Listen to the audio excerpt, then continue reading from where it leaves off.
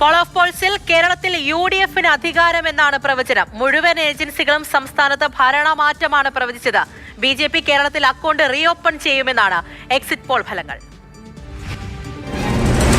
കേരളത്തിൽ അടുത്തതായി UDF-ന്റെ ഭരണം വരുമെന്ന് പറയുന്നു. എല്ലാ എക്സിറ്റ് പോളുകളും കേരളത്തിൽ ഭരണ തുടർച്ച ഉണ്ടാകില്ല, UDF വരുമെന്ന് പറയുക. ഏജൻസികളെല്ലാം ഒറ്റക്കെട്ടായി പറയുന്നു കേരളത്തിൽ ഭരണമാറ്റം. ഇടതുമുന്നണി അധികാരം നിലനിർത്തുമെന്ന സൂചന പോലും സർവേ ഫലത്തിലില്ല.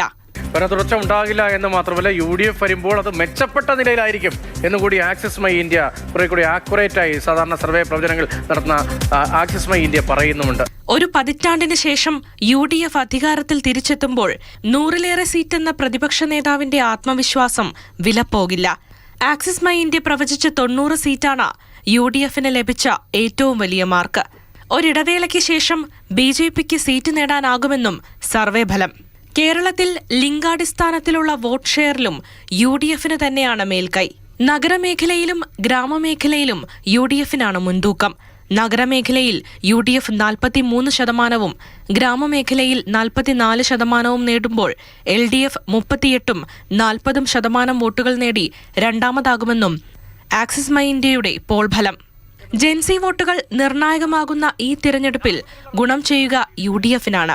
50 വയസ്സിൽ താഴെയുള്ളവരുടെ പിന്തുണയും ഭരണമാറ്റത്തിന് തന്നെ. അതേസമയം വയോധികർ പിന്തുണയ്ക്കുന്നത് LDF-നെയാകുമെന്നാണ് എക്സിറ്റ് പോൾ ഫലങ്ങൾ പറയുന്നത്. എക്സിറ്റ് പോൾ ഫലം LDF-ന് അനുകൂലമല്ലെങ്കിലും അടുത്ത മുഖ്യമന്ത്രി ആരാകുമെന്ന ചോദ്യത്തിന് 33% സാധ്യത കൽപ്പിക്കുന്നത് പിണറായി വിജയനാണ്.